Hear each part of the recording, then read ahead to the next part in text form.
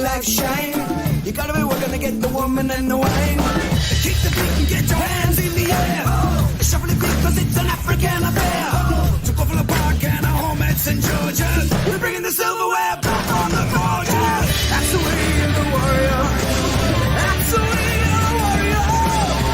That's the way of the warrior. That's the everyday warrior.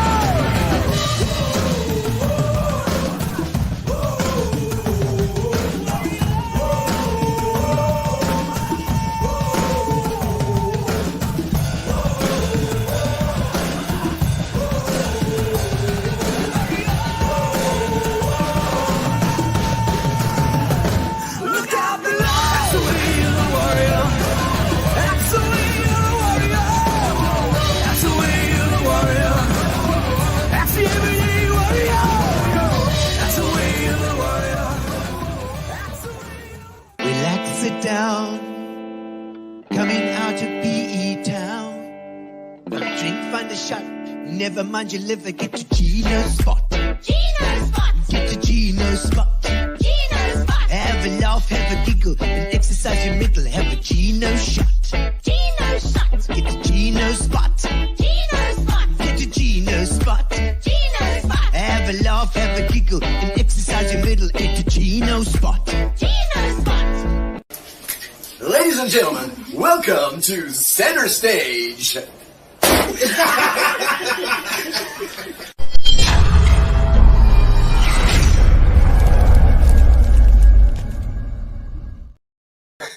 All right, ladies and gentlemen, welcome and hello, welcome back to Facebook, because I think Facebook just went off for about half an hour or so, and nobody could get on, nobody could log on. So looks like we're back on Gino Spot just in time, and welcome Tuesday night, Gino Spot. Woo! And every single Tuesday we're on, and it looks like it's going to still be every single Tuesday, even though Facebook went into some sort of hole for a little while. We're also on YouTube, obviously, so YouTube is the place to watch it. That just shows you that Facebook's not always the place to watch it. YouTube is fantastic, so go onto YouTube, subscribe to my channel Gino Spot, and then you push the little bell, and then you can get reminded that every single Tuesday you can get reminded. Bing! It'll tell you, and then you can log on and check out the interweb. Check out the interweb and come on to Gino Spot.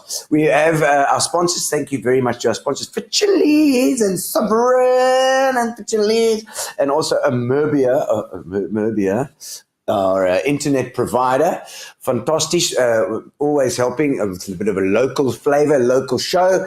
And of course, Gino Spot is about building PEs, trying to get the Eastern Cape up and going, that we're not going to worry about politicians. We're not going to worry about anybody. We have got to connect ourselves together. So this is about a connection game, this Gino Spot. We got to make sure we get to know everybody in town as well. So you can come on and check out all sorts of interesting people. We've got Adi Carter on tonight. Of course, he's the groundsman at St. George's Park. So we're going to talk a bit of cricket tonight. Fires, it's actually Fires' show tonight as well. This is firing on all cylinders, we call it.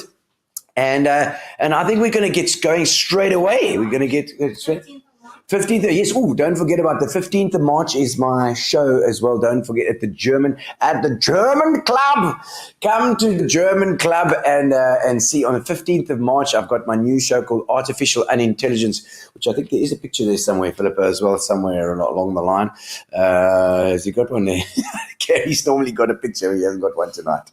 All right. But obviously, 15th of March at the German Club, and I'm doing my new show. If you haven't seen it already, you've got to have a look and see, because it's great fun, and we always have a jolt.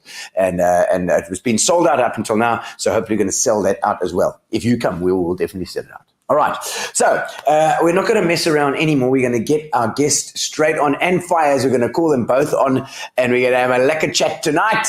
And we also, obviously, if hopefully Facebook will stay on a little bit longer so we can finish the show, and then it can go off again, because I don't really care.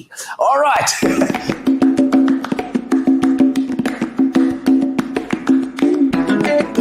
Welcome to the show. Now it's your time to shine. We're gonna have a lekker chat tonight. Another good time. Cheers. Cheers. How's it, guys? Cheers. Lovely to have you Nice to see here you. in You too, Fires. the live studio. And Lovely to be here. Thank you. And Fires, you never know what guest Fires is going to bring on. When he says he's got somebody. Sometimes he really scrapes the bottom of the barrel. Yes, But now. I did discover that you're a VP. Boyki. I am. So, I am. So it's three with all three of us ex-VP here tonight. And we're going to find out exactly what makes you tick and what you enjoy. Obviously, it's St. George's at the moment. Groundsman there. Yes, sorting out his. I think people just think, he just mows the bloody lawn. But there's clearly also a lot of pressure. On There you. is. I started there straight out of varsity. Well, in those days it was called the UP. Port Elizabeth Technicon. Yes. Okay. It's now all fancy NMMU or whatever it is. And I've been there ever since. I started in 96 there. Okay. Straight out of varsity, as I say. I worked under the guy by the name of Andrew Percy McLean, who was the head groundsman then. Okay. A legend around the cricket field, I think. Percy, Percy. Fires knows Good everybody. evening, everyone. So I worked under Andrew from 96 till 2003, which was the World Cup. Wow, okay.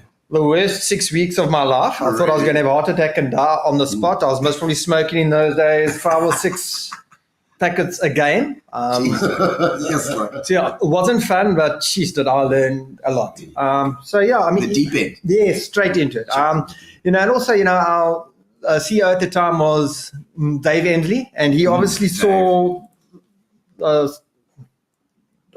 suppose he saw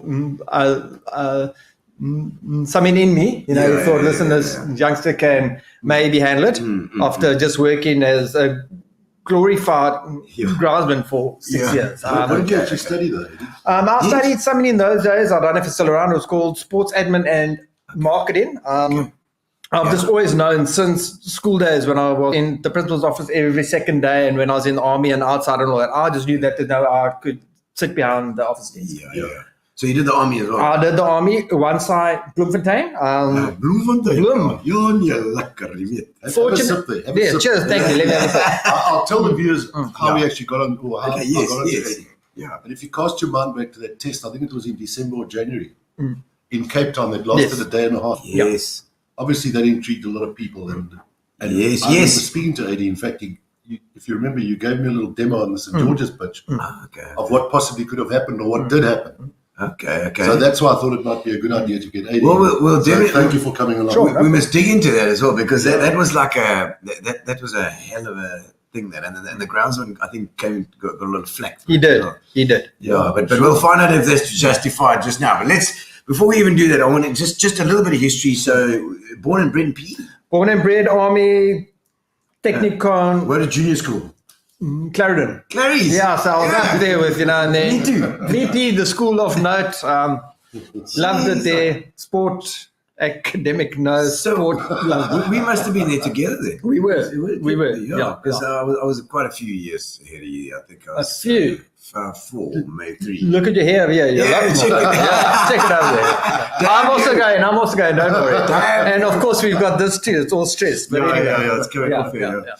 So Clarice as well, but Yes. Mr. Van der Vlies. Mr. Van der Vlies, and then obviously high school was Dave Black. Yes, Dave Black. And then Peter Holloway afterwards. Yes, of course. Yeah, I'm actually very good friends with his son, Andrew. Okay. So it was actually... He's still in Neisner. Yes, yeah. It was actually strange, after school, to go there and all of a sudden, I'm going to go and meet the principal in his house and have a beer with him.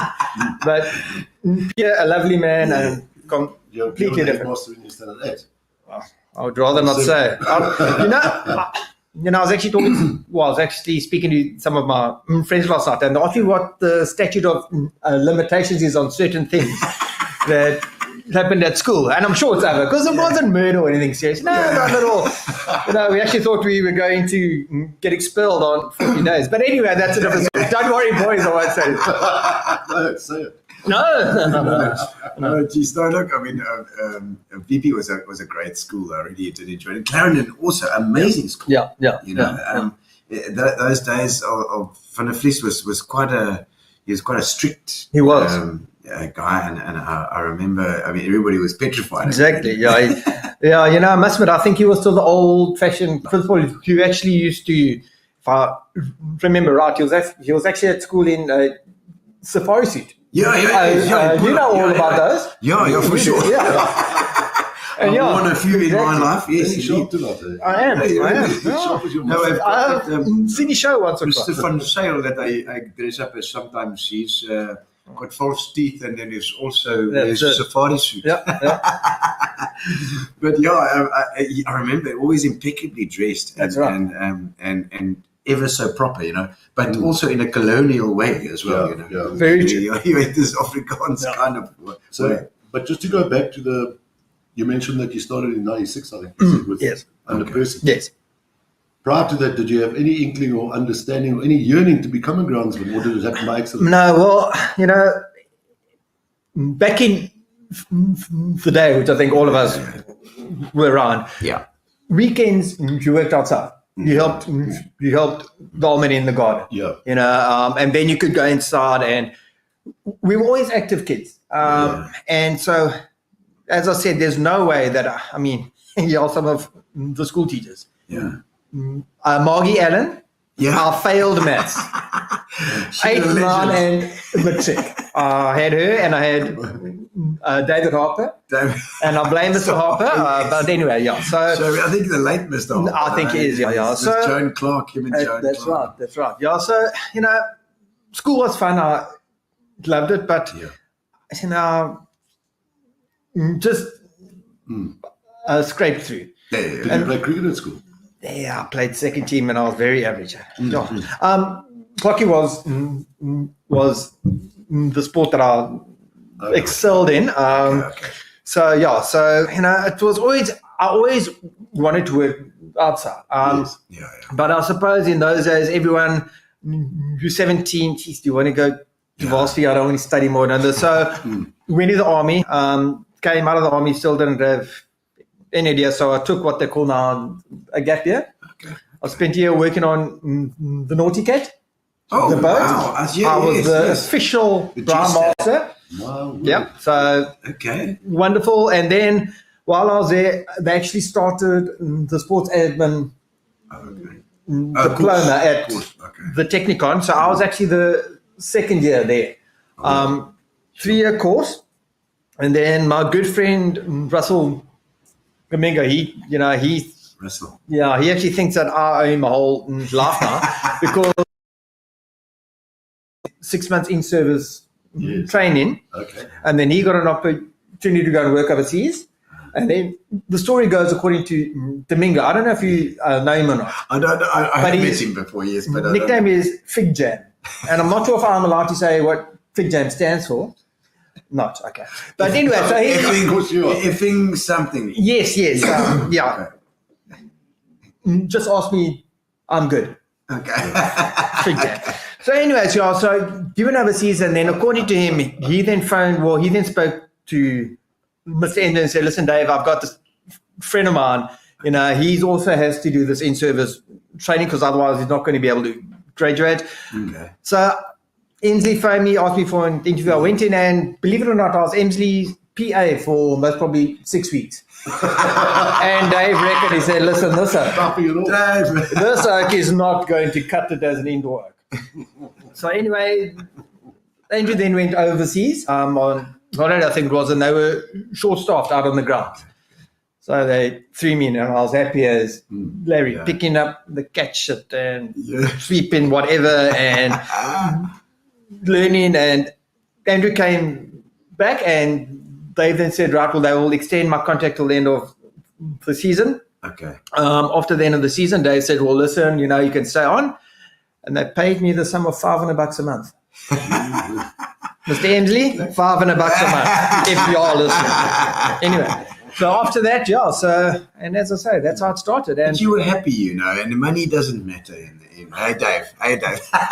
So money doesn't pay the bond, eh? So prior to that, you knew nothing about preparing a cricket pitch? Absolutely nothing. I arrived there, and I think most probably 80% of the world think that the cricket pitch is always there. Yeah. see it there and they think, well, listen, the guys here, they must probably walk up and down and that's it. But I've heard some stories that the guys in the turf industry, they say that preparing a pitch is most probably the hardest and the most technical aspect of turf grass management. Now, I'm sure the guys that work on the golf course will say, no, it's not. It's the bowls green. Exactly. Everyone has that thing. But we are, sorry, Fazer, might be jumping a bit, but we are scrutinized for an international from the first ball to the last ball. The commentators talk about the cricket pitch. Yeah. If a guy goes out, the first thing does is he looks at the pitch. Yeah. And you get the dot if it doesn't work. We do, and the guys around the country are extremely passionate. Once the cricket season starts, you can ask my missus. I think it actually drives her insane in a way, and then I think sometimes she's also happy about it. Sorry, Jess, I know that. But we work 7 days a week. What the average person doesn't know that if like now we've got a match on Friday, starting at 6 o'clock, the Warriors against the Tuskers. We started rolling that pitch last Wednesday. So we work on about a 10-day cycle. Saturday and Sunday included. Saturday and Sunday. We also had a EP ladies game on it, St. George's. On the same track. No. Okay. Different track. Yeah. So How many tracks you got? Nine. And now that you talk about them, I actually call them nine wives, because everyone is handled in a completely different way. Everyone is very temperamental. Sorry, Adam. Sorry, everyone is extremely temperamental. My oldest girl, which is pitch number 5, is my go-to. If I'm ever in shit and I'm really, I'm saying anything, well, I can't go on that pitch because of this and that, I'll look at number 5 and I'll say, hey, girl, give me. But Eddie, let me although I played a bit of cricket, I don't quite understand how you'd work it. Pitch number 5, or your go-to girl, when was that pitch laid? That was actually relayed by a famous gentleman by the name of Adrian Carter. AD Burrell. AD Burrell, yes. AD, who is now Sunrise's head coach, and he has coached Ireland and he's done all of that stuff. Okay. AD was also the groundsman there when he was, when he was a lot younger. Yeah. So AD actually built some of the pitches, and that pitch, I'm not exactly sure, but I think it's around about 30 years old. We obviously do maintenance on it. We do extensive work on it during the off-season just to try and rejuvenate it. So there's no track left there from the 80s and prior? No. All gone. All been redone? All gone. And when I started there were only 7 wives, and now they're 9. Yeah, so I'm a typical bigot. And just for the viewer, describe to us in a nutshell what goes into building a pitch and how deep you go and what goes into the ground then. Okay, and before you get into on that hole, then let's just have a quick look at some of the comments coming through here. See, that's Brendan Kelly. Brendan's been doing the on the King's Beach. They had the power boating thing. He was doing that. How's it, man? Interesting show. Thank you, Brendan. And Robbie Jones. There's Robbie Jones. I know Robbie. There's the ex-VP. He's also started playing old man's marbles, by the way. Oh, yeah? Mr. Jones, I'll sometimes see him on the bowling green. Okay, nice. Yeah, here we go. Well, you know what? People go play bowls for the dop afterwards, Robbie Jones. always picture Robbie as the Fonz at the Fonzarella at VP. Yeah. Vibe. Here we go. And Marcel Thompson, me, ex-VP. Excellent, Marcel. Same as Fires with a naughty shit at school. Not Fires, no, same as Fires. Same as Fires. Hello, Marcel. Can't be Fires. Can't be. Kim Robertson. Daddy. Totally awesome. I freaking love it. Thank you, man. I love you too. Kim, she was at the Herald the other day. I didn't catch her this time. She must have been pedaling much faster. Charles Swart, lekker Gino. Love your work. Thank you, Charles. Lekker. So a couple of acts online. Nice to see everybody there. And if you have any questions, obviously for Eddie, or any of us actually, just give us some questions. We all good with that. Okay, so we were talking about the pitch now. Yeah. How you actually prepare this thing? And What actually goes into the Yeah. relaying of the Construction. pitch, the building of the construction of the pitch? Thank you. Okay. Well, we aim at excavating down in the region of 0.5 meter. Okay. That's probably what. Okay. Yeah. Okay. Here somewhere. Sorry, cameras. Yeah. Then the base layer we use white crusher run. Crusher. Building stone. We stick that on there. Levante. That's it. From Silvio. There we go. Send the truck in there. Give And then yeah, He's meant to give it- yeah, get for free. Yeah. talk about your sponsor. No problem. Nothing. And then after that, you're going with red bush soil. Okay, like clay kind of. Yep.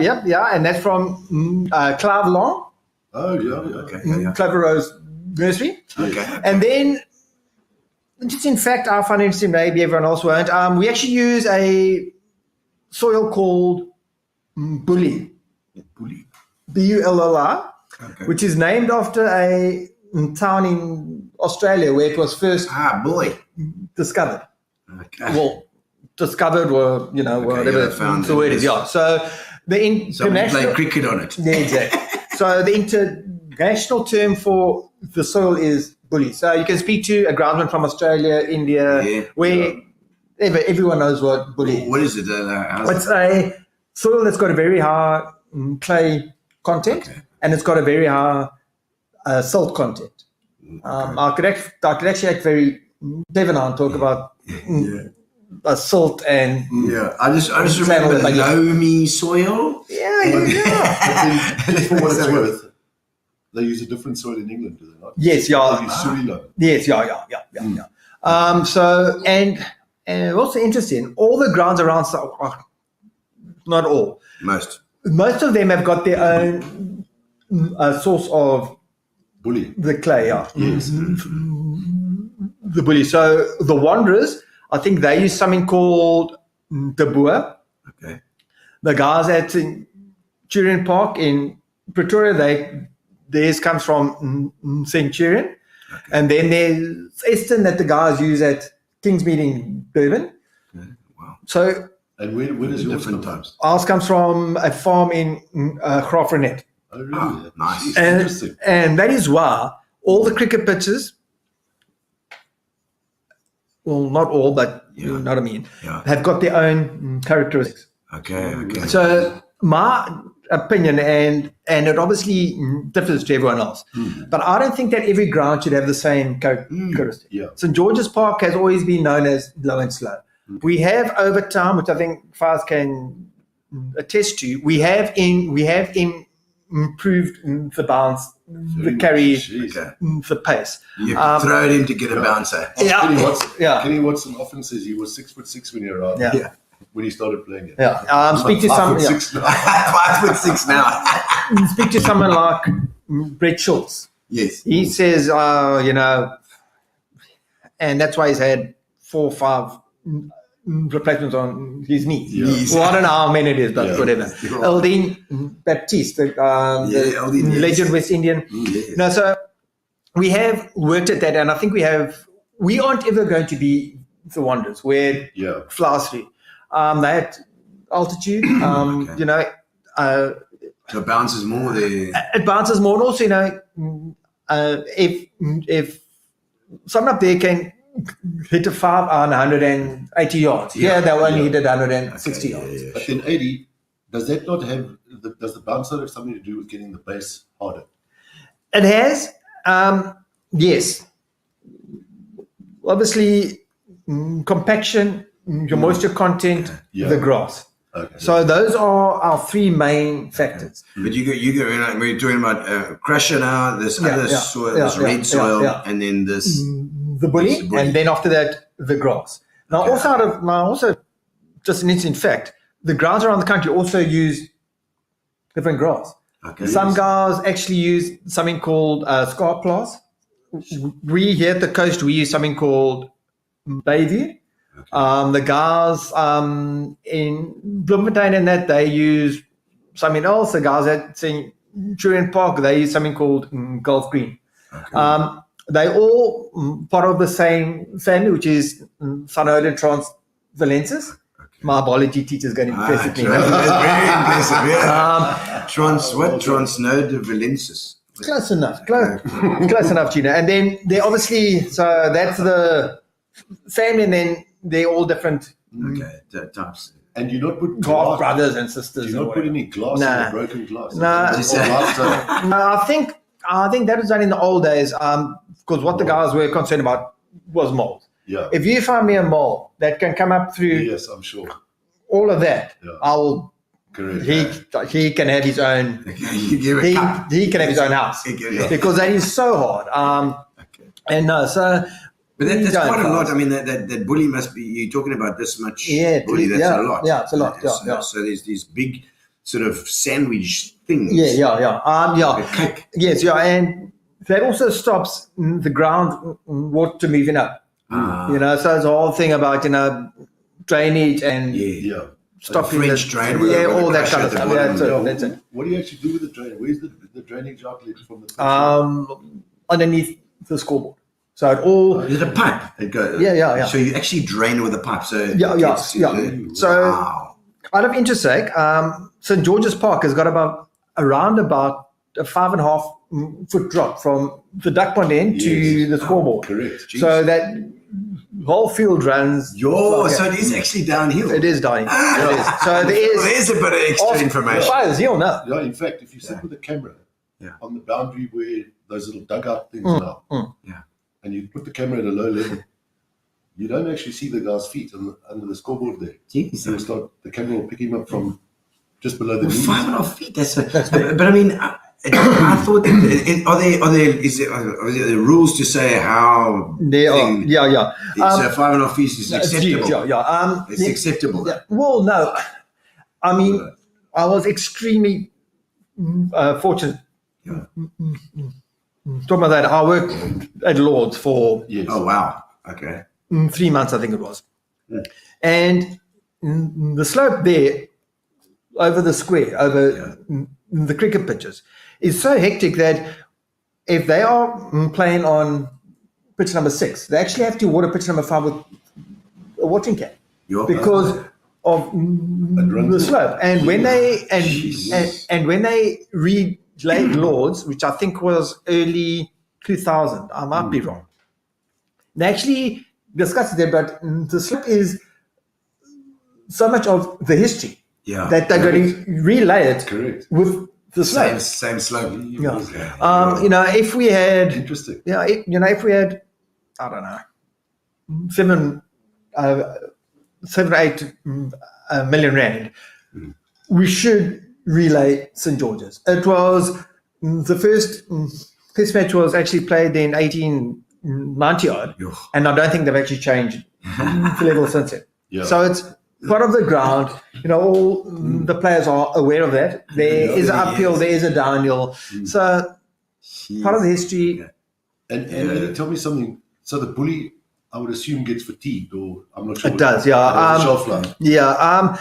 You should most probably aim at relaying every 10 years. So we've got, so as I said, I've got 9 wives, and I should divorce one every year and have a fresh new one. one, yes. Unfortunately, if you relay a pitch like any wife, it takes a while to break it, Yes. to Of course, yes. actually teach them how they have to operate, and what they must do. So you relay one, and it's out of action for at least a year while it grows in and while you get the compaction right. And all the televised games can only be hosted on 4 cricket pitches because of the cameras. The cameras, okay. So we should be relaying now pitch number 3, 4, 5, and 6. Okay. But that's do it. the problem, because now we've got SA 20. Yes. We've got exactly. We also have internationals every year, which are obviously televised. We have Warriors games. So when do we actually bite the bullet and say we are now going to relay pitch number 5? Yes. Thank you, A.D. Burrell, Yeah. but it must go. So there are ways that we extend their life cycle.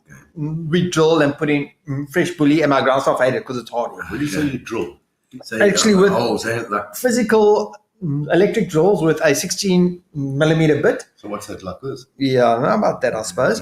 And we actually drill the whole every single cricket bit. Okay. And we must probably drill that far apart. Yeah. And it takes, I mean, Jeez, like the guys that's hate it. That's a hell of a And job. you shove the bully down. Yeah. And then what we do is we take fresh bully, mix in fertilizer, and we're physically filling each hole by hand. Then when you drill, are you actually extracting the bully? Yes, yes. So, So- that extracts the bully. So, yeah, so bigger ones, like a golf, like one of those golf things. Yeah, the hassle is there, and trust me, we have experimented with Yes, it. okay. If you go with a bigger bit, say a 30 mil bit, Yeah. the following season, the guy comes and bowls on it. Yeah. The cricket ball can actually hit a hole that size, Oh, and it can geez, behave yes. differently. So now if you go with a 16 Lots of holes. millimeter bit, Yeah. and you compress it, you aren't going to have these indentations. So unfortunately, in this line of work, like with everything, there's a shortcut and there's the right way. Yeah. So hard work, physical work. I mean, that's why I'm in such physical condition. Because I've been doing this for 25 years.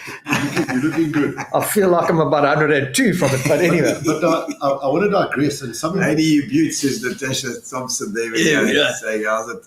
Actually, Who else is there? Philip Cricker. Crick. Hey, Oh, Philip yeah. Cricker. Hey, boy. What I'm going to do. Nice work, he says. Ian Lee. Ian Lee. Oh, like bringing you now to the flat track. Imagine how quick fires could have been there on your You grassy see. pitches. Quick to the boundary. And I must admit, I got him every month for my happy pills. Oh, Because really? of this job. Yeah. I got him and he gives me my happy pills and he keeps me going. Pharmacy. That's it. In Robertson Pharmacy there. Correct. And who's that at the end there? I can't see. Barbara. Is it Barbara? Oh, Brian is. She's tagging Barbs? us here. She's tagging people. Oh, I see. Yeah, after the Facebook blackout. Okay, so I mean, this is like a constantly ongoing thing. Now, I think it's probably time we can have a look at this Cape Town story that happened. Yeah. Well, I'll tell you. How does this happen? just remind me then Yeah. about an incident that occurred in about 2008 Yeah. where the grass started dying. And another really interesting story, but Okay. The Cape Town thing is a bit The that Cape- intrigues me as well. Cape Town thing is a hell of a thing because they put up a groundsman. And Yeah. obviously, he didn't want that to happen. No. And was it all the ground, or was it just a fluke as well? You know, he's only been there, I think, for 18 months. Okay. This was his first test match. Oh wow. South Africa playing India. Yeah. We all know. I'm not saying that we get a phone call from Cricket South Africa. I'm not saying that we don't get a phone call from I Cricket was going to South ask you that, but that's Okay. for later. Yes. I just say, I think the pitch should be such. And We such all and such know. and such. We all know what South Africa want when they're playing against the side from the From subcontinent. India. Yeah. Sure. Because when we go over there, the ball is going to turn from day one, except from the first ball. Yeah. So his name is Braun, hell of an arser, a very good groundsman, and I think he'll be the first to admit that he got it wrong. Okay. It is a fine line. I mean, I've had it wrong as well, where I'm fortunate due to the nature of St. George's being a bit on the low and slow side. It's not going to be that excessive. Yes. Where Affected with that much. exactly with the conditions in Cape Town and all that, I think I think he was maybe a day and a half too dry. Okay, so he was actually too dry. Yes. Yeah. So what effectively happened as a result of that? Yeah. Excessive bounce. Okay. Inconsistent or varying bounce? I must admit, I don't know how variable the bounce was. I know it was excessive. Okay. And you don't want guys to start to get hit on day one. Yeah. You don't want the test match over at lunchtime on the second day. Yes. Yeah. Sport has become a multi-million rand business. Yeah. So it's not only about the spectators that are there, especially at the Cape Town grounds. Yeah. You get guys who fly in from overseas Yes. and they have booked hotels for 5 days. And they've, personally, I say the 5th day is only there if you have a day of rain. Okay. I want to aim to have a game over in 4 days. 4 days. Okay. If I can have a game in the final session on day 4, I'm very happy. If I can have a game end on the last ball on day 5, I'm ecstatic. I'm sure. Okay. But is that going to ever happen? Yeah. There's a very fine line between too flat. You also don't want guys who come and bat Forever. the first innings and score 600 for 3 after 2 days. The next side comes in, they 580 for 1 because that is also a substandard cricket pitch. I don't know if you remember what happened at the MCG about 4 or 5 years ago. That exact thing happened there, and their rating from RCC was substandard. So they actually got demerit points. That was Too good for the batsman. as you said, Exactly. 600 or 580 Exactly. for So you want, and it's in the ICC regulations, what you want is a fair contest between bat and ball. And the only guy, there was a guy who was at the Wanderers for 40 years, Chris Scott. Yeah. Scotty was a legend amongst the groundsmen, and he had a saying that the cricket match is a circus. We are the ringmaster. Yeah. Okay. So we supply the stage. Yes. The tent. The players must play. Yeah. We've got to make sure that we provide them with the correct cricket pitch facilities that they Yes. can play. And unfortunately, we all get it wrong. Yeah. No, We do. It's very difficult. It is not an exact Yeah, science. it's not. I mean, I saw it here in the one, it's a 20 game. And I'm not making an excuse. I think that we had a fairly decent tournament. We had, help me, 5 home games. Yeah. 4 of them, I think, were very good. One, the side batting first was bowled out for 56, the Pretoria side. Thankfully, the Warriors went in and scored 58 or whatever it was for 1 after 5 overs.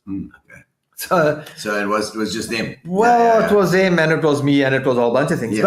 What actually happened was, as well, we had an easterly wind blowing. And That's Fires- another question. I'm going to yeah. steal your beer here. Yeah, go I ahead. had leopard crawl to Damn right. So, I see you so talking too much. I'm actually amazed. Normally I just sit. That's why you're here. Thank you, Mr. Lee, for those happy pulls. Anyway, so so if the wind blows easily, so if it actually comes over the scoreboard, Yes. It's the guys onshore. Eh? Yeah. The guys say that the ball swings around, which has got nothing to do with the cricket pitch. Some of the commentators, I've actually heard them say the cricket pitch is swinging. Fires? No, well, I can remember You know one that. particular night. Yeah. Alan Donald was a youngster. Yeah. We played Free State in a day night game, and you could see these patches of green grass sprouting up. Yeah. Lots of southeasterly coming over the Yeah. scoreboard there. And the trick was always try and bowl at night. And obviously that went around the country. So Oprah won the toss. He said, no, you can bet I'll bowl at night. Okay. And That particular night, Alan Donald Yeah. bowling sort of 9 o'clock-ish, 8:30. Yeah. And when the rabbits or when I went into bat, you could see like patches of green on the wicket. Yeah. And hit there and They're all over the place. So you never knew when it was going to yeah. And unfortunately, if it's a westerly wind, which actually comes over the scoreboard, Yeah. it's flat. It's all So now, on.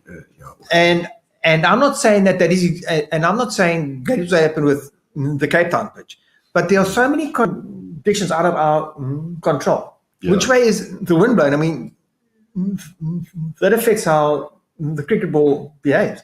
Yeah. Absolutely. You know, so there are so many. You know, if helps you with the swing. The southeaster definitely helps the ball. Yeah. There's no doubt about that. The ball swings more. Yeah. There's more lateral movement off the wicket. And there's Whereas never- the westerly just drives it up. There's always rain stops playing, but never wind stops no, playing. well, exactly. Yeah. That's where the wind gives you more It's been- swing. I think here it's been close. Yeah. Yeah. And actually, you know, something scary on the Cape Town story. The groundsman there, his name is Brahm. His wife actually received hate mail over this. So, You know, because, you know, the vendors are there to sell hot dogs, hamburgers, whatever, Correct. for 5 days. Yeah. Spectators Well, are there for 5 days. The Yeah. betting guys, that's Well, another story. it's because- huge. It is huge. I mean, we've actually had the anti-corruption guys come in and speak to us. Yeah. They won't bet on anything. I mean, Yeah. just before the India. Bet on the pitch for sure. Oh, exactly. Yeah.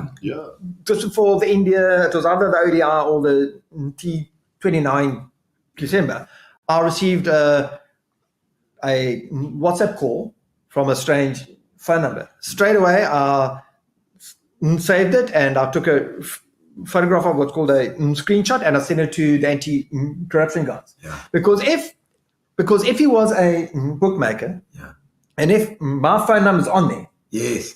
You're a suspect. I'm up for Guilty Yeah, by exactly. association. exactly. Then what did he ask you in the WhatsApp? No, it was a phone call. A phone So call. Send me a I picture didn't of answer. yourself in underpants. Yeah. Well, I don't blame him. I'd like to see that myself. My eyes are going, so I can't see it. Anyway, yeah. So I mean, yeah. Okay, no, I beg your pardon. Okay. No. And what did he get wrong? I mean, what was it that happened? Just too dry, Too dry. as far as I'm concerned. And they have. I mean, Cape Town has excessive heat. The cracks opened up. I think he then got a bit scared about the cracks, so he most probably left on a bit too much grass to try and hold it Yeah. together. Excessive grass, heat, cracks. And don't forget, you're talking about world-class bowlers. They are going to exploit it. Yeah, they can hit that same spot. Exactly. every time. And they know. Fires will know. Markram got 100. Yeah. Yeah. And Virat what did Virat get? He got runs, I think. I can't recall. I don't think he scored 100, but I mean, there are guys that can. Yeah, they still do it. Exactly. Could you hit that spot every time, man? No, by fluke. There you Talking about go. that, No, it was I very was- difficult. Always maintain if you're a good cricketer, you should be able to Yeah. play on any pitch. Something interesting. We have Brian. Right? Yeah. the international guys here. Yeah. Fires will attest to it, I suppose. They want to aim at about full stump Correct. at St George's because of the condition of the pitch and that. They most probably aim for about 7 meters from the base of the stumps. Yeah. Yeah. Okay, so if there's anything there, they will hit that, it will move around in that. Once they leave, because the ball actually leaves white marks on the grass where it actually hits on it. Okay. When they go home, you could most probably stick down some string that far apart and maybe that wide. 90% of the scuff marks are there. Do you remember showing me at St George's one day? And listen, this is our piss boy with names.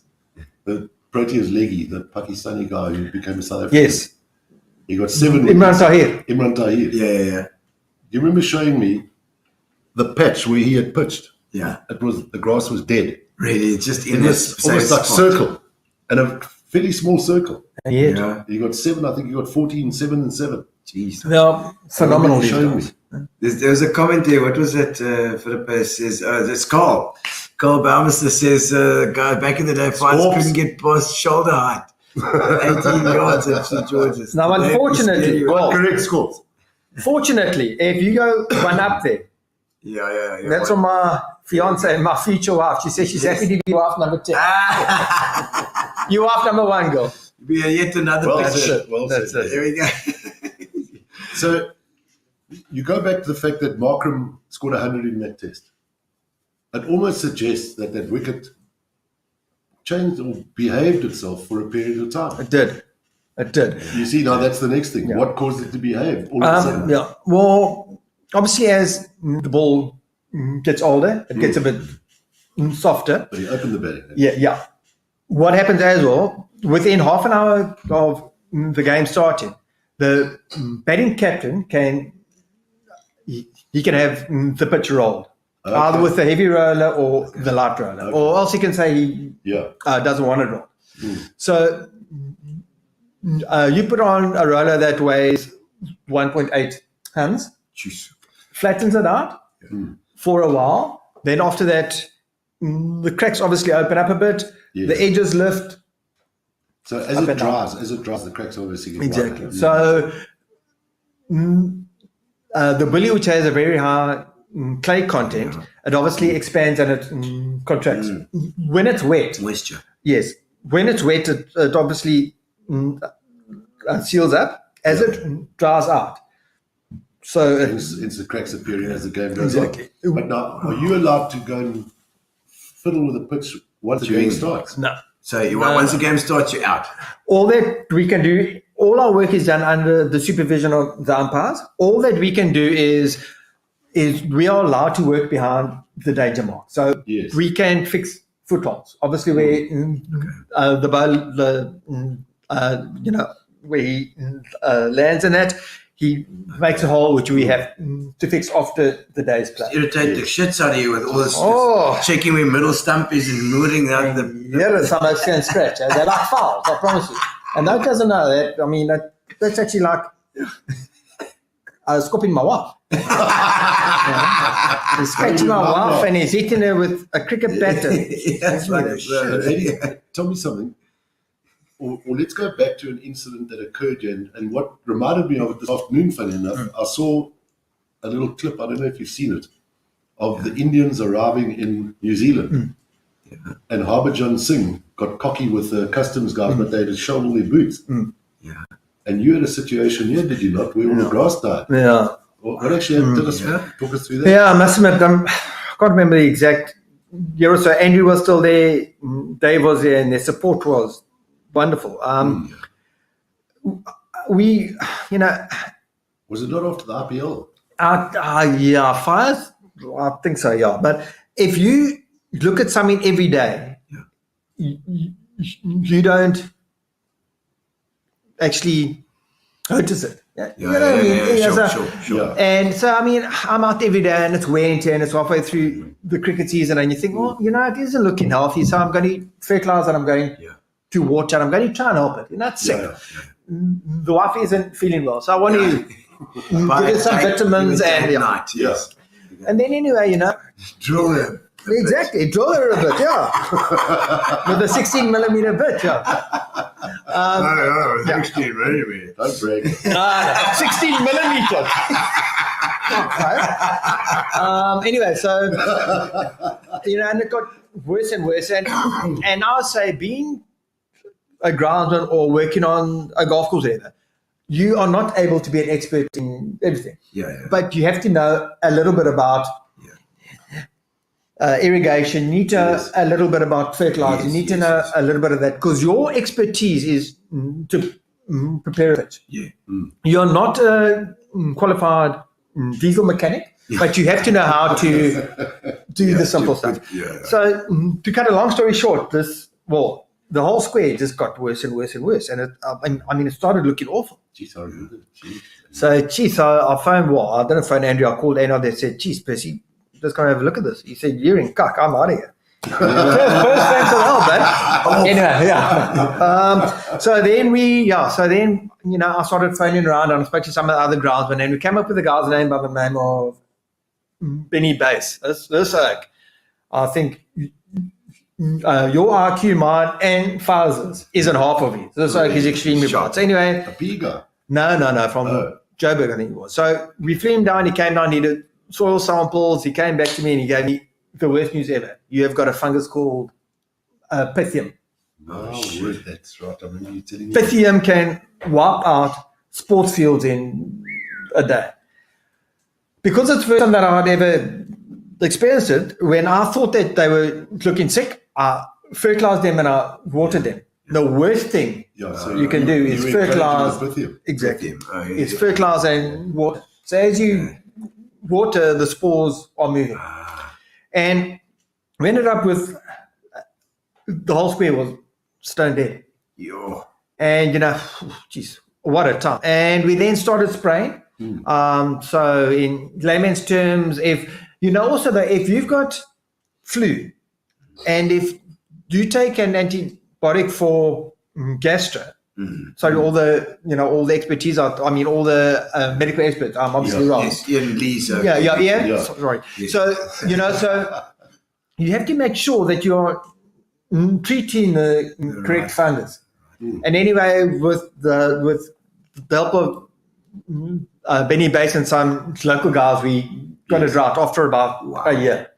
A year. Wow. It was bad. And then what also happened, because we were, so to answer your question first, because we were working on the main square and then we were walking around working the nets. Yeah. And the players were on the main square and then they were walking to the nets at spread.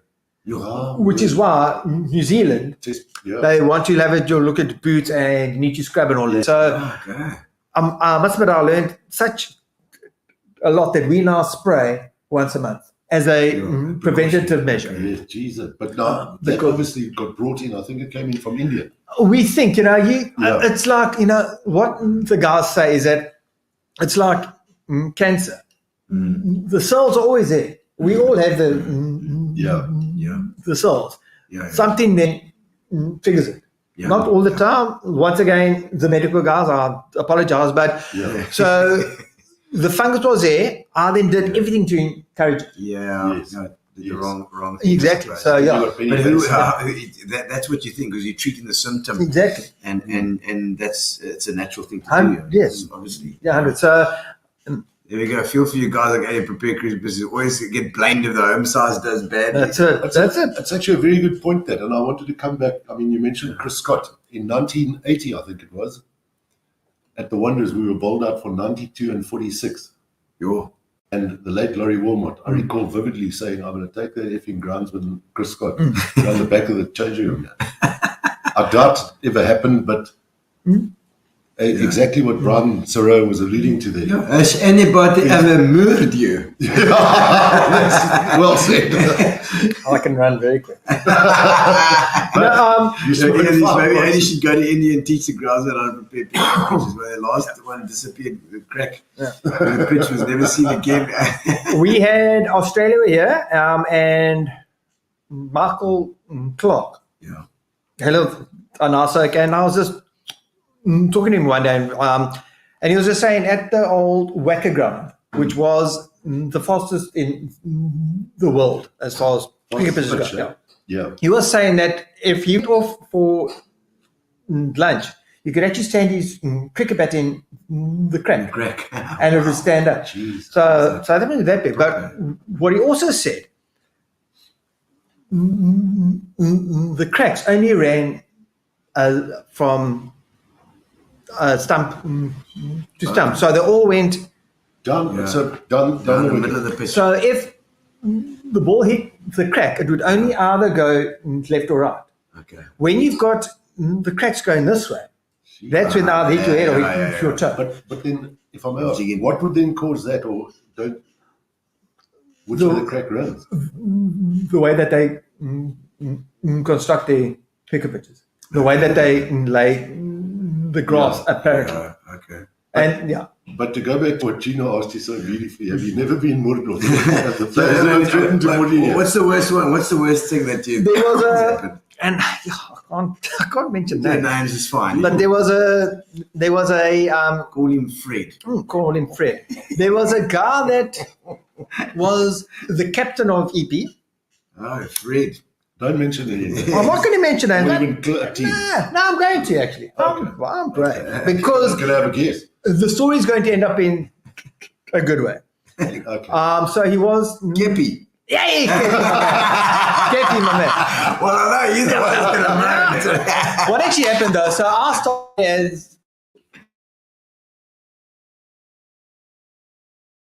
I mean, Fire as well now. Yes. A very hard man.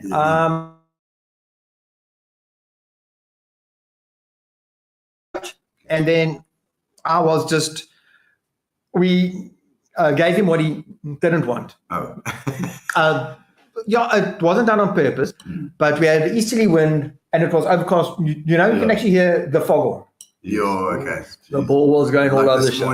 Exactly. The ball was going all over the show. And I think and I think after an hour in those days, it was EP were 25 for 5. And he came down and I was sitting in the tea room and I thought, Skipper's going to He's a quiet oak. He's a quiet oak. But if anyone knows him, he he can do boxing. He Yeah. could do archery. So even if I ran, he could shoot me in the back with an arrow. And that same man in 2003, I was under big. I was 5 boxes a day. I was in shit. I was smoking 5 boxes a day. And then unfortunately, Australia were going to play Sri Lanka here in the semi-final of the World Yes. Cup. Australia not want to play Sri Lanka on anything on both sides. I mean, Yeah. St. George's had been turning square Yeah. the whole tournament. And Ricky Ponting was lambasting me, the media. And the night before the game, Pippa was working for Supersport. He phoned me and said to me, "Bud, relax. You have done everything you can do, Yeah. and believe in yourself, Yeah. and it'll be fine." And Legend. this is the same man who he's hard. Yeah. Kepler's tough. Yeah. And yeah, I mean, that actually changed my perspective of the man. Yeah, sure. And love him or hate him, he I mean, you know what he did for Correct. EP. No, absolutely. And you know, The and greatest so, respect for it. Well, I think he cares. He cares. Of course, He of cares course. deeply about what he Exactly. does. You know? And- So he's going to get emotionally involved Exactly. as well. Yeah. To a degree. and and you know, and also in life, you have to take the good and the bad. yeah. Yeah. So I haven't been Murd. I think Yeah. Close. a lot of guys want to move me. I mean, Files was actually there to one day. He was swimming for the 4-day game. We were playing freestyle. And in I our remember it well. and in our bowling lineup, we had Lonwabo Tsotsovi and Micaiah. Micaiah. Yeah. Yeah. And thank God, EP, they did first, and I can't remember the exact scores, but EP scored maybe 200 odds, say. And it was then our turn to bowl, and we bowled them up for 27. Correct. Oh, And Files was actually filming up at on the 3rd floor of the duck pond. Yes. And I reckon, yeah, I'm cocky. So I actually snuck up there, and when he goes stands, I could actually watch what was happening. And I watched it, and I thought, jeez, this ball Nothing isn't doing that untoward. much. No. Nothing And untoward. it was just one of those games. yeah. You know, 27 all out. What a EP high. then What a batted high. the game, and Yeah, scored runs. The game sort of You know, evened it's itself just- out, but 27 Yeah. all out is Yo. unheard of. remember South Africa against Australia in Newlands. At Newlands, they were 18 forward, 7 or something. It 20 just for 7. some days, and that is the wonderful thing about a cricket pitch. Yeah. The wind changes. Yeah. Yeah, Someone bowls extremely well. yes. You know, yeah. I mean, And Eddie, now going back to this Kepler Ricky Ponting Hmm. thing, did Ricky Ponting ever come and talk to you after that? no, I don't think he will. No, I don't think he will. And did the game go ahead? It did. Australia won and ended up playing India in the final at the Wanderers. Okay. So they actually won anyway. They did, but you know, it's. I mean, it's. You know, yeah. It's tough. It's tough for those oaks to go in the media and have a go at you. You know, there must be a lot of pressure. Exactly, and you know, and Huge pressure. they have to look for a scapegoat. Yeah. Yeah. I'll say that though. A captain that I work very well with, and I've got all respect for him, is Fabbri. Oh, fuff. Okay. We do get phone calls. We do we're speak coming to to that. yeah. Yeah. We do speak to the guys, Yeah. and Fuff is just a gentleman who, even if it, you know, who even if, I mean, even if the pitch isn't ideal, he won't slate the groundsman. Okay. Now he will say it was a bit up and down, or it was this, Yeah. but some guys just say, well, you know, Yeah. actually, you know, it Well, was. Conversely, I was going to ask you, I mean, clearly groundsmen do get slated, but are there instances or occasions where they actually come up to you and say, what a great pitch? Yes, yeah, no, Especially when they win. exactly, Yeah. exactly. You know, so far as I mean, I've just, and it's always been one of my work ethics, I suppose, is Yeah. the word. I don't socialize with the players. Yes. I mean, I'm there to do a job, and so are they. I don't socialize with the umpires. Yes. There's obviously a guy now, Stephen Harris, born here. Eager. Exactly. They will, but when he comes to umpire at St. George's Park, he's there to do a job. Yeah. So I don't walk up, Harry, how are you, and give him a big hug and that, because we are in a professional environment. So, Sure. I mean, I don't want to socialize with him, so I don't hear There's no the familiarity. praises and I don't hear the Correct. things and stuff. When I watch a game at St. George's Park, I'll actually turn the volume off because I don't want to hear what they say, because I am As a kak, exactly I'm a worst critic, and I don't need someone else to criticize me. Sure. So I would rather know, in my opinion, if I think it's shit, I know, and I'll say to Jessica, Jess, today was cut, and it was me. Does it change every time? I would presume. I mean, the weather, the flip, 100%. whatever. It's 100%. I mean, in the first, we say 20, we actually had a game on, for want of a day, a Wednesday and a Thursday. The Wednesday, I think the side batting first scored 130 odd. On the Thursday, the side batting first scored over 200. Same pitch. Amazing. exactly the same pitch. But Eddie, let's just go back to this thing about the phone calls, because that's also intrigued me for many years. Yeah. Do you get phone calls from the captain or CSO? Okay, listen, I Are you don't. allowed to? What's allowed and what's not because allowed? The next question is, Yeah. don't the RCC control this? Yeah. International is an RCC event. Yes. Okay, it is. Yeah. But anyone who thinks that home ground advantage isn't, needs the head read. I mean, if Warriors are playing the Cobras at home, home ground advantage. If South Africa are playing India at home, you'd be stupid to give them a pick of the turns. Yeah. So anyway, I just started there, and I was actually, of course, I was at home, David myself, having supper. Yeah. The phone rings and pick it up and, hi, is that AD Carter? Yeah, it's AD, isn't it? It's Groundsman speaking. So I reckon this is either Ryan Thor, Red Fernandez, or one of them. Exactly. Or Wicket. So anyway, great. Yeah. And he starts asking me questions, and I'm like, I'm giving him shit answers, and I'm like, in the end, he says, no, it's really great. Sorry, Graham. But yeah, so there are phone calls. Do you place an order? The guys also on St. George's is not going to be the Wanderers. It's not going to be Super Sport Park. All that they concerned about, if we are playing Sri Lanka, they don't want something that is going to turn square. Yeah. Okay. And we can control that up to a certain point. Well, it's a good point. That how do you control it? Yeah. I reckon, and I don't care who says what, we can most probably 60% in our hands. Think about it now. The opening bowler, he comes storming in, he bowls 3 wonderful Yorkers. The ball hasn't actually hit the pitch yet. Yeah. The side batting first after the end of the first over are 5 for 3. Yeah. Nothing. Game over. The pitch. Yeah. Nothing. It's just gone straight into the block hole. Game over. Andrew McLean tells a wonderful story. There was a guy, which I'm sure you've heard of, Funeko. Gum. Yeah. Anyway, they were playing some. Great bowler. Yeah, exactly. They were playing some social game at St. George's. Funeko came flying in and he bowled what we like to call a full toss. Andrew says it was a Yorker. Anyway, so stumps fly, Andrew's out.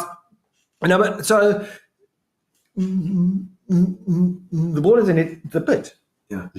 So and as I say, any game, well, especially now that they play T20, if any side loses 3 wickets in the first over, the game's done. Correct. You're not going to have 180 score. Yeah. Correct. You won't over the penalty. Exactly. Yeah. So yes, hold us accountable for what we can control.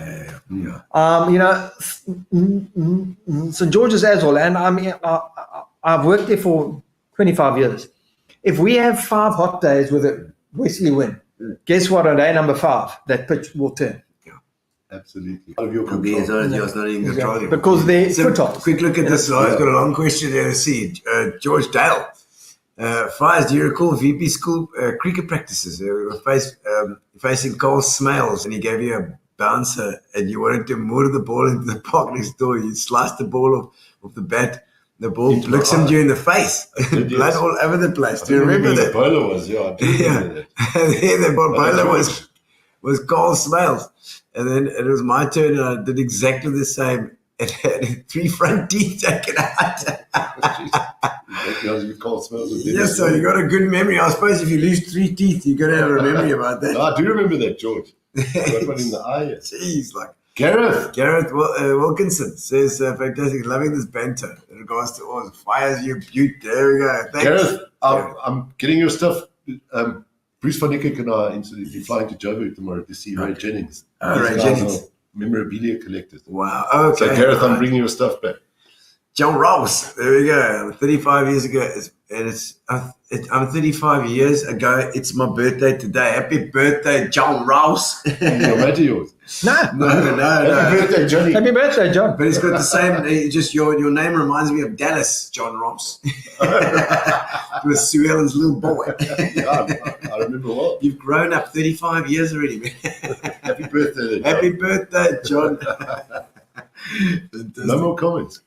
Yeah, no. There's always a couple coming, but yeah. So I mean, you get the blame all the time. You know, it's a hell of a pressure job. It is. And the bookies. What about the bookies? What? Where? How? What did?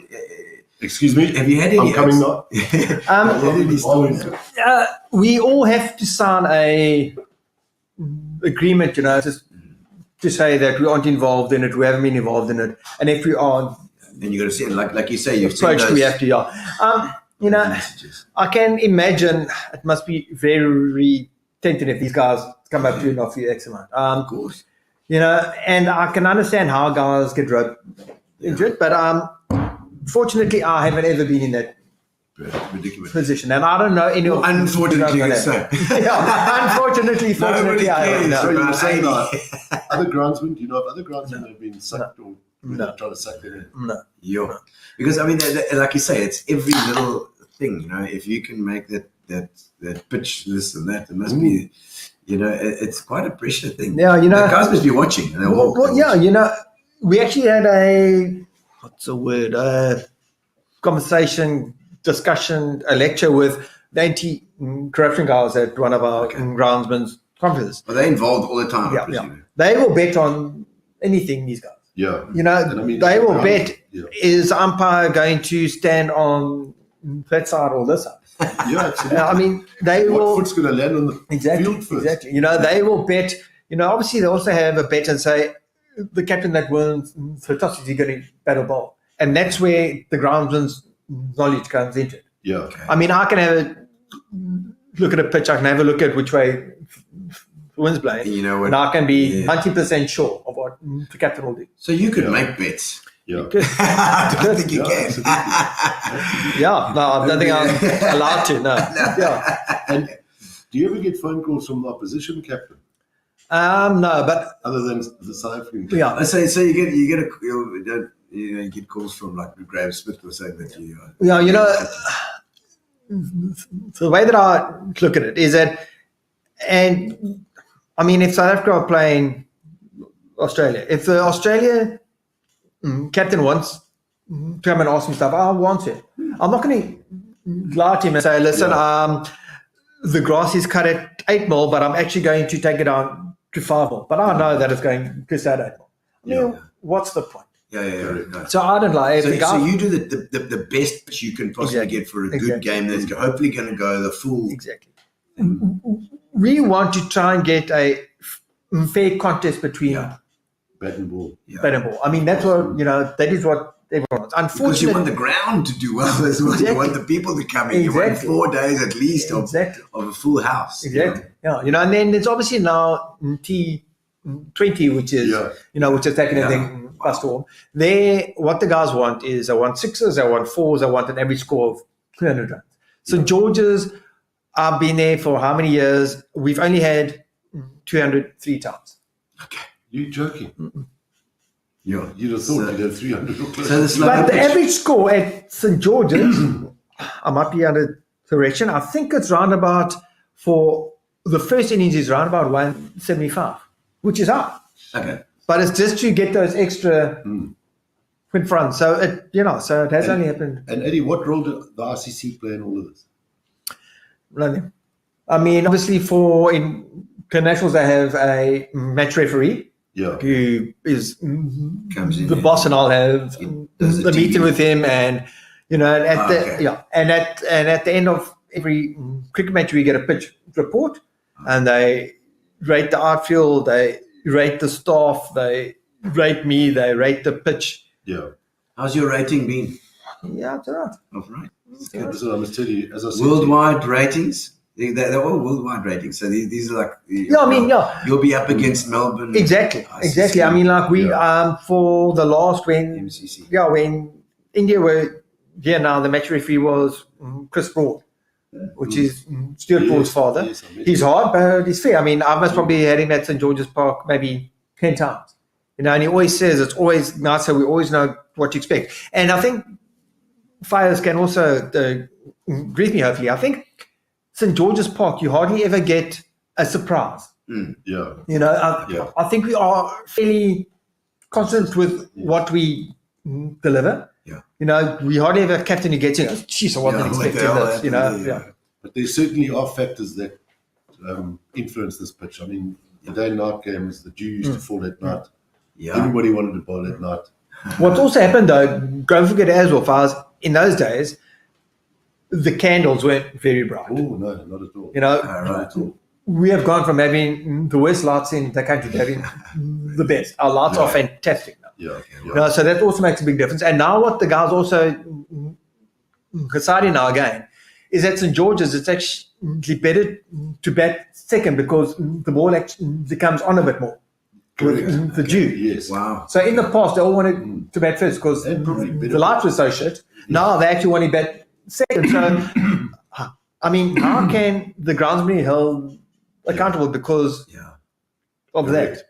Yeah, it's like a groundsman can also say whatever he likes. He can say, I did this and this to get the ball to do that, but it won't necessarily be the case. Yeah. Because there's so many factors that can come into play. When I started there was a guy very well known, Merrick Pringle. Yes. He could He's tremendous. swing a ball. Yes.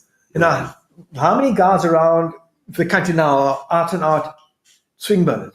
Merrick was. Not many. The The king of swing. Yeah. The pitch isn't seaming around. It's not doing anything. American. But if it swings. Yeah. Do you guys remember Dale Stanley against Australia? Very well. He picked up 5 or 6, I think it was. It's like, The ball started Yes, reversing from out of the blue. I think the wind changed, and he's actually got a thing on. I think it's now called The magician. X or whatever it is, the old Twitter. He actually says one of the best grounds to bowl at is St. George's Park when the wind's coming over the scoreboard. From the southeast. Yeah. And I think he picked up 5 in a session.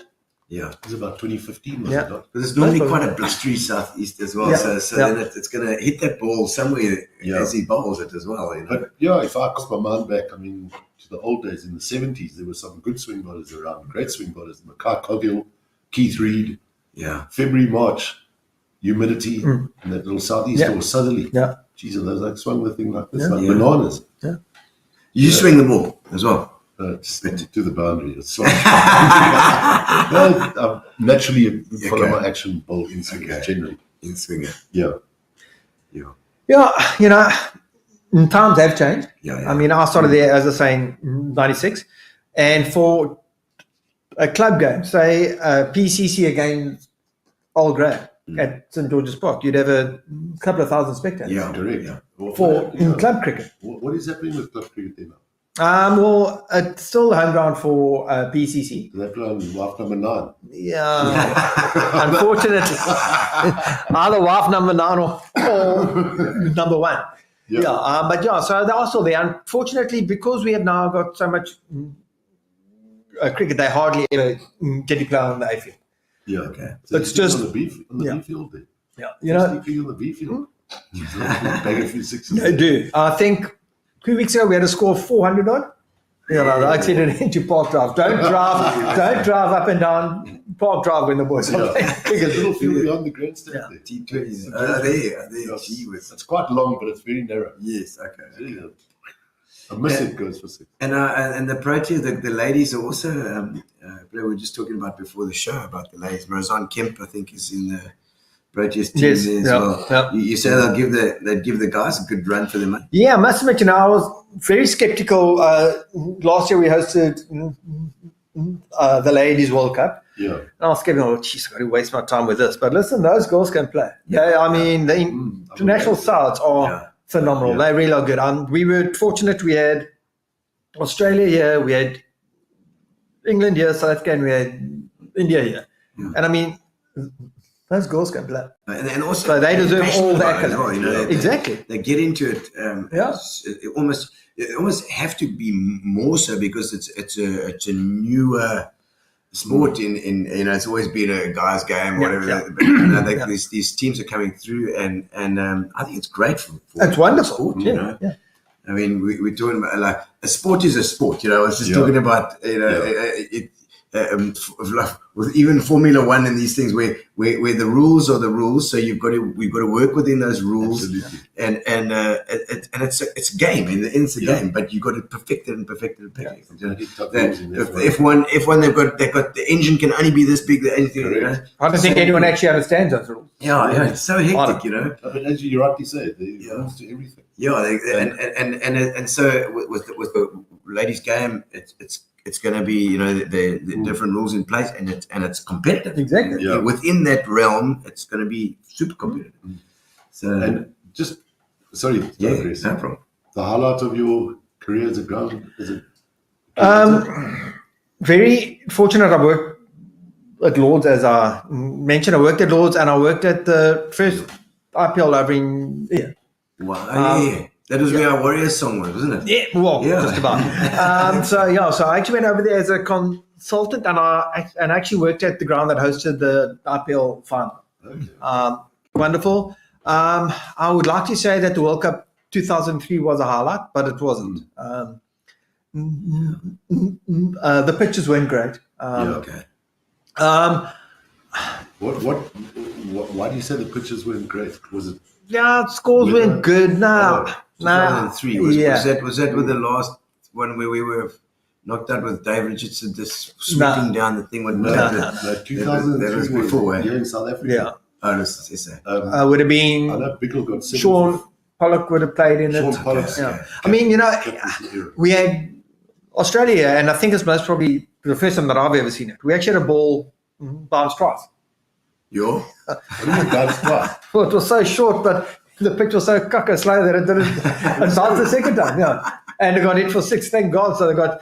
But yeah, so it wasn't a highlight. A big learning curve. For my sons, I really enjoy the test matches. Yeah. I think that is, Yeah. you know, I think that is 50 overs. proper cricket. Oh, No, you mean 5 days, five yeah. days? True test. Okay. Yeah, yeah. Oh, so you're a purist like Yeah, this? yeah. Yeah, no. The nice thing about the shortest version, which everyone's taken off to now, that if the pitch is cucked, they can only select us for 20 overs. You know? You can only moan for that long. Exactly. You know, if Correct. you know, unfortunately for a test match, you can get slated internationally for 5 days. Yeah. So, I mean, if it's lost in 5 days, then well, surely exactly, you're yeah. okay. Well, except if one side they scored 650 for 2, and so yeah. Oh, right. Yes. Yeah, I must admit, you know, and I'll say it again, we are our own worst critics. Yeah. Yeah. We aren't fools. We all know if it's good or bad. And sometimes, geez, I hope I can say this, but opinions are like arseholes. Everyone has it. Yeah. You know, and I value certain opinions. Yeah. I had a phone call now during the SA 20 by an absolute legend in the Eastern Cape, Lockhart Ainsley. Yes. Yeah. Lockhart phoned, yeah. We had a game, Pretoria bowled out for 55, and I haven't spoken to him in ages. And he just phoned me and said, listen, I'm actually watching this game. There is nothing wrong with the cricket pitch. Okay. And I respect his opinion. I felt better. If I had have had a phone call from someone that I don't respect the opinion and they said to me, listen, Eddie, Yes. this pitch is shit. Well, I don't care.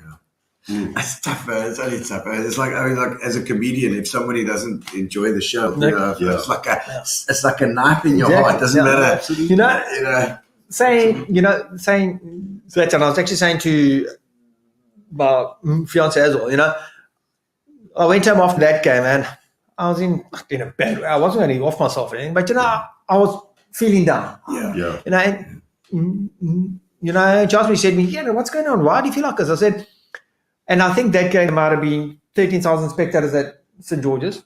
I said, we've had families here that have spent $1,000 to come and watch a game. Yeah.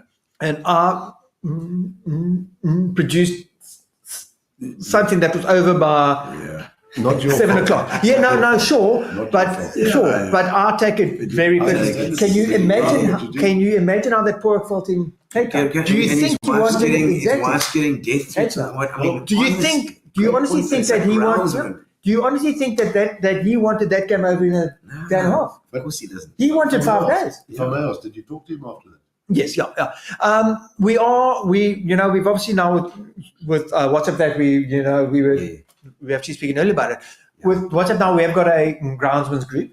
We actually and all the fields. yeah. And once a year, we actually have a conference, and the support that he got from the Groundsman, because we've all been there. We all said to him, but take it on the chin. It isn't easy. You are going to get slated. Yeah. But we are here. Yes. Pick up the phone. Help. Yeah. You know, well, we actually the loneliest place is when a side is 50 for 5 on within 15 overs. There is no one who can help you. You know what everyone's saying. You know what the commentator's saying. You know what you can't do anything because you can't go on the pitch and fix it. Exactly. You can't, the father's angry because he's there with his wife and his kids, and he wants to see 180. And guys want to stick up their hand and they want to catch a 6. But hey, guess what? 80 Carter prepared a pitch and they went for 55. Well, guess what? 80 Carter did not do that on purpose. And neither did my fifth wife did it. Giving you shit. Exactly. And Brahm, which is a guy in Cape Town, I promise you, he did not do that on. Yeah, of course. Which brings me to the next question. Do you ever prepare or put one of the wives on backup in case that one doesn't? You can't. You can't. No, you can't. No. Especially for televised games. Okay. The guys are there to set up the cameras. The guys come. But if you space the field. If you're starting a week or so before, you can't can't. say, well, I'll work on both of these and see which one turns out the best. Because unfortunately, you are then stuffing up 2 pitches instead of 1. You could be. Yeah. So we have got X amount of games. There are only 9 cricket pitches. Yes. So I've only got 4 that can take televised games. Yeah. So if I was going to go that way, I'd have to prepare pitch number 3 and 5. But in 6 weeks' time, I actually need number 5 again. But I've already stuffed it up. So no, unfortunately, if 3 days out you think, "Jeez, this doesn't look good," well, guess what? You've only got 2 options. You either have to water it. And hope to God that it doesn't rain. Or else you have to give it a cut and hope to God that you haven't got a westerly wind. And my last question, the field size at St. George's, how does it rank in global terms? Because everybody always said, well. And is it bigger and smaller for different? No, we always try. Okay, the ladies obviously have different boundary sizes. Okay. But my philosophy is I want to try and make it as big as possible because I would rather have someone run a 3 than run a 2. Yeah. 6 than hit a 4. But if someone's going to hit 5 6s or they're going to run 33s, Yeah, what would you rather have? Yeah. correct. So I always want to go bigger. Obviously, far as well, they're going to be more pockets that the guys can hit into because the field's bigger. So so I always try and go as big as possible. Yeah, St. George's, it said maybe 2 or 3 retractions. One, it is low and slow, which yeah. especially I think is crap. Yeah. Secondly, that it's small. Okay. We Oh, wow. are bigger than the Wanderers. It's bigger than the Wanderers, but Very true. Yeah, very yeah, true. yeah. Very true. Kingsmead is It's bigger. smaller than us. The one boundary small. The only big grounds are Centurion Park and Bloemfontein. But an angle. Yeah. So if you're bowling from the golf course end, this boundary down here is very short. Okay. And then likewise, if you're bowling from Corlet Drive, the square boundary down to Kent Park Taverners is also quite short. Okay. So we aren't small. What also happens, the grounds that were constructed after, guys, I'm going to get this wrong again. Yeah. The guys that were constructed after, say, 1990, Yeah. they have to be a certain size. Springbok Park, I think Centurion was the Centurion's new? Yeah. No, so, Yeah. But we are so old that we don't have to conform to certain size. I see. We actually fit into it though because we actually extended the size of the field about 15 years ago. We actually moved all the advertising boards back in there. Do you know, there used to be a time when obviously money or bums in seats was more important than... Yes, make it smaller. So. And I'll never forget David just coming along and telling the oaks that they're going to make the field smaller to get more people in. I mean, that's... Kevin Sattler was turning 3,000-4,000 people away. Go down well. I thought Rod McCready was going to have... That's what I'm saying. What next? That's amazing. And and Lords and those things obviously. Yeah, but also, I mean, Lords is first world.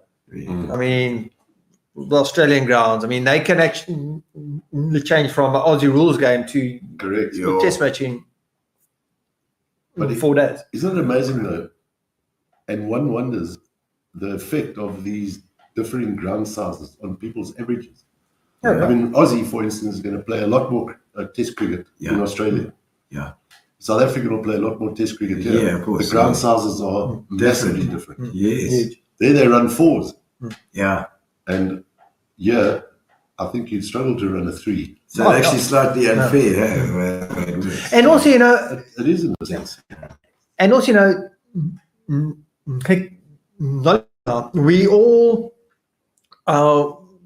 outfields have to be thin. They've got to be short. They have to be quick. Yeah. In the 80s, the ball would actually hold up Yes. Absolutely. short of the boundary. Now, I mean, now if Alan Curry. now if it actually beats the in the ring, that's 4. Correct. So. All right. No, listen, I mean, in the old days, Eddie, there used to be sand patches. I mean, I'm not sure how much you watch. I walked onto that field with him the other day, and I was absolutely gobsmacked. It looks Lovely. beautiful. Yeah. I took some pictures. It looks like a snooker table or billiard. Yeah. And there's hardly place. So well done to you. Thank you. Lovely. Fantastic job. Right, Okay, so we've got I'm going to do a few crazy questions just to sure, just to lovely. end it off. Looking forward to this. Don't forget, we have to say thank you to Grace. Oh, where's our internet one? Is it there? Thank you, Grace. Thank you, Grace, Thank you, to Grace. our for Fat Cats Catering for our catering. Yeah, 88 the whole plate. Oh, it's hungry. Everything. He's eating everything. Okay, so Jessica, come home. I'm hungry. special thanks to Grace, and don't forget we've got to give away the Fitch and Leeds. We've got a case of Fitch and Leeds for people to do. You can get it ready in the meantime, Phil. Okay, getting to know you questions. We've got. Getting to know you, getting to know all about you. Yes, Sound of Music. All right, Eddie. What is something that people would be surprised to learn about you? Getting married for the first time at the age of. Oh my word! Well, I mean, other than your pictures. Excellent. Oh, that is true. At 50, you've just decided finally. That's the one. Alec Riddle, how's it, man? Hello. You worked for me for a short stint when at RMG. Great to see him do such a good job EP cricket over the years. That's Alec Riddle, a legend as well. Bloody amazing runner, Alec. And his son is doing so well as well. Vernon West does, and he was actually from the Technicon days. He was one of my lecturers. Oh, excellent, Vernon. Nice to see you online. You did a good job, Vernon. That's it. And I see Kevin Freeman says, how much pressure is it during the SA20 games with the play every few days to get the pitches ready? Is it hectic? Yeah, tough. So we had 5 home games, and I used 4 of the wives. So it's tough, but it was all in and out in 6 weeks. So hard, but 6 weeks. And also, don't forget, each game's only 40 overs. So okay, so it's not too much pressure there. Though. Okay, let's see. What's it? No, don't. Mate of mine, let's leave that for now. Ryan Thor, yes. Ryan Thor, leave Ryan Thor alone. We'll mute that one. Yeah, no, bastard. Okay, so the most nervous that you've ever been? Great question. Most nervous was leading up to the Australia-Sri Lanka semi-final in 2003. Big pressure. Big pressure. That is hectic, eh? That is hectic. All the bookies phoning you all the time. What annoys you most about your job? What pisses you off? Pisses me off is when people don't respect the facilities. We actually had it now the weekend. Someone actually marked a big X for their fielding spot, but it was on the square. And that's just, that just, just irks me. He made a mark where he was going to field on the square. Like silly man on.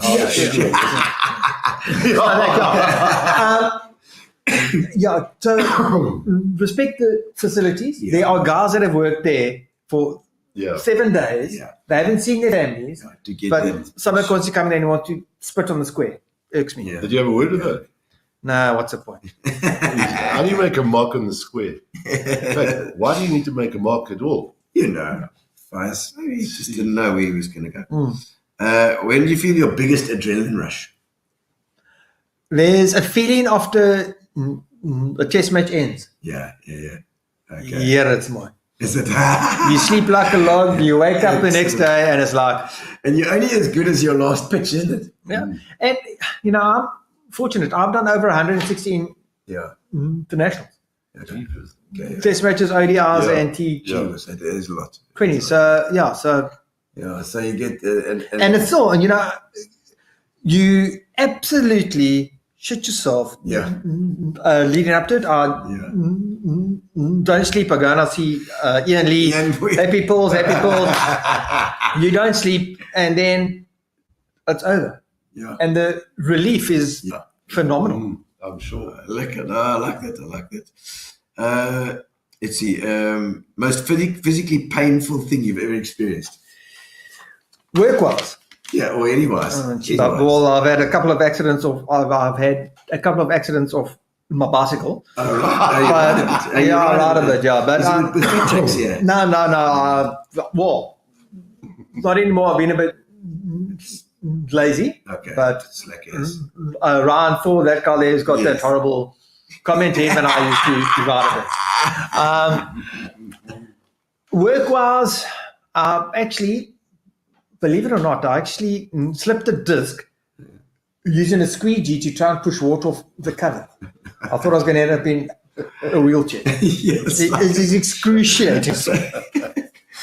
All right. A career highlight a career highlight that you're most proud of, and then also the crappiest time that you've ever had. Oh, that's easy. World Cup 2003. 2003 World Cup. Yeah. That was terrible. Yeah, for you. awful. Career highlight.